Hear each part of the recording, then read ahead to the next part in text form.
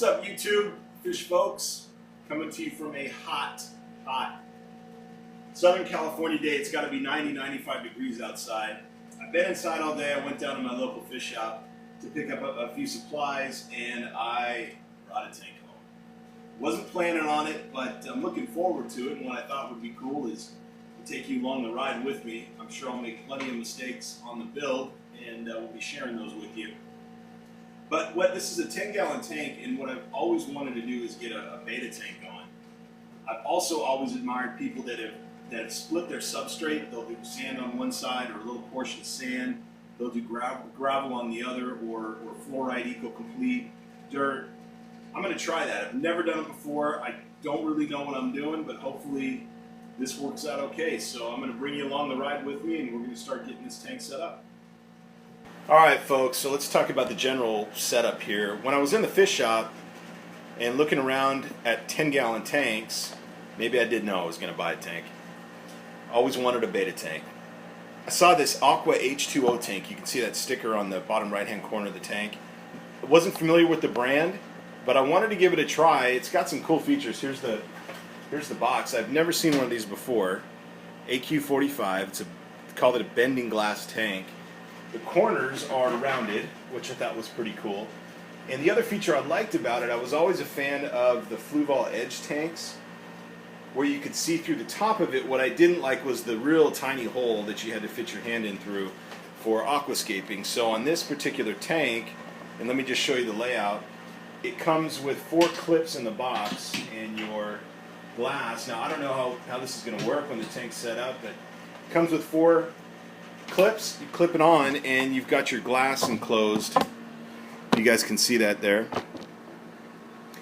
It just lays right on the clips, and you would think, well, are you going to have enough room in the back here for your filter for your heater? We tried one of the filters. I'm going to use a 10-gallon AquaClear filter. We stuck it in the back. We stuck the heater in the back. Plenty of room. So we're going to try it. What I like, the lighting I'm using also is a clamp-on light, so you'll be able to see a lot of the top of this tank, and that's the aquarium setup. Now all these strips, what have I got going on down here? Well, this is my arts and crafts project, and I don't know how well this is going to work. I've seen people use dividers for the substrate that are Legos, cardboard, siliconing actual glass down the bottom of the tank. So I wanted to find something that was somewhat pliable. And what I ended up doing is, at Target, I found these dividers here, and these are just backpack dividers. I cut the tops off of them, so I'm not going to be as well organized, but hopefully this divider will work. And I just cut the tops off of them. The material looks pretty good.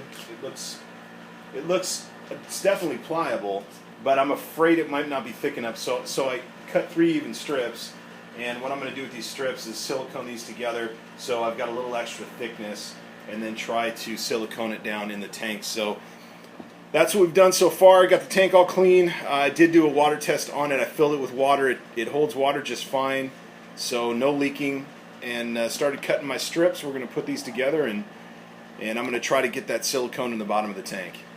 Alright folks, let me show you what I did on this first part of the build.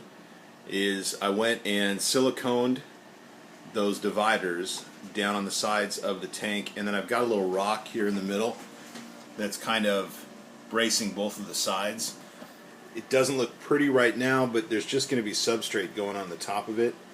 And I put a little curvature in there on it, made it look a little bit more natural. No idea how this is going to turn out, but this is where I'm at. And I've got some rocks set out here that I'm going to try to work with.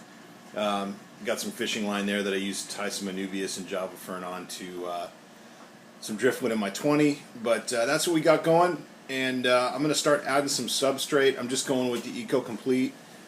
In the back, I'm going to try first layer laterite, API first layer laterite down on the bottom, and then just pool filter sand here in front, which is going to be my little beach. So we'll see how it turns out. Alright folks, so here's what we got going. It's kind of taking shape here.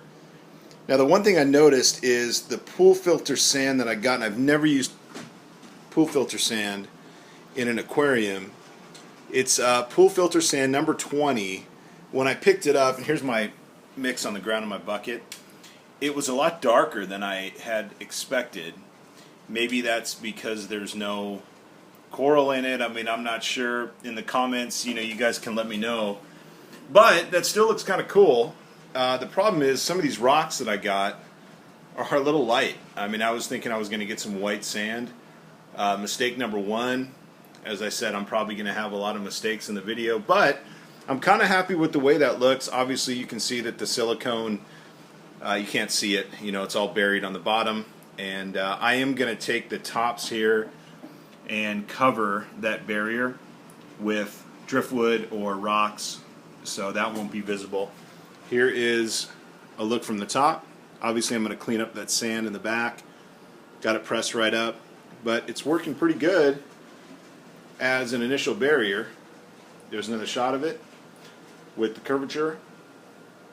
So I'm pretty happy with how that looks. Only thing I'm probably going to do is go back to the local fish shop. Rocks are cheap, or I might go in the backyard and get some that are a little bit darker to match the tone of this pool filter sand a little bit more. But sand's in, and that's kind of step two. I'm going to even it out a little bit more and grab some rocks, then get the Eco Complete and get that in the back as well. Alright folks, so I am I'm fired up to work on this hardscape today. I went down to the local store, got some cool stuff I'm going to use. Again, here's my barrier, pool filter sand is in there. What I'm going to do under the Eco Complete, since I'm not doing a planted tank here and I don't have clay, I'm going to try this. This is API's first layer pure laterite. This is kind of a clay mix that's used, I guess, from what I'm reading on it, they find it in riverbeds and streams, and it's an iron source for the plants. So I have washed that out. There's your laterite martini. It wanted to rinse. I'm not a big martini drinker anyway. This has just kind of been sitting in my cupboard. So filled that up a couple times, rinsed it out, and I am going to distribute that in the back area, which is where the Eco Complete's going to go. Again, since I don't have clay, this might be a nice alternative to get a little bit more iron in it first. So here we go. Alright folks, so I got the laterite down, and what I tried to do, what they want you to do here is put down a layer of laterite, and see if I can get that focused a little bit better. Put down a layer of laterite, and then you're going to put in about an inch of the gravel or the substrate, mix all this together, and then put the rest of your gravel on. So what I tried to do, and obviously when I mix this, probably not going to work as well. I tried to put a little bit more in the back, especially in the corners, since I might do a, I don't know, jungle val, or I might do some kind of big background plant there in the back. So there's the laterite. We're set, and I'm going to try to get the substrate going now. Alright folks, so there we go. I've got the Eco Complete in there. We got a little Eco Complete laterite brownie sitting down there, but I got, it's a little less than an inch in there. I mixed it around. I'll probably just move a little bit of this over to the right hand side so it's fairly even, and then I'm going to top it with the rest of the substrate and get to work on the hardscape. Hopefully the laterite will work and provide a little bit of extra iron and nutrients. I've never used it before. This is all an experiment. You guys are on the ride with me, if you're still watching. So I'm going to start the hardscape. All right, folks. Hardscape. Rolling. Driftwood Beach is what this is going to be here in the front. And what I did is I covered up some of the barrier with some small pieces of driftwood, some rock. It's doing a nice job of keeping everything separated. So that's looking pretty good. I'm pretty happy with it so far. And with a lot of hardscapes, you want to, from what I've seen, a lot of people do is set it up, get away from it for a little while, back away, come back, see if you like it. But, this is cool. This is looking really, really good. I hope you guys agree. There's that piece of driftwood I had in the back right. Looks a little bit like a tree, or a super ugly looking predator type hand. But that'll be cool. I think I'm going to plant some Anubias Nana Petite on that driftwood, maybe Anubias Nana. That'll be a nice scape, I think. I don't know if I'm going to do moss yet, but I'm going to let this sit and come back. I might move a few things around, but so far so good.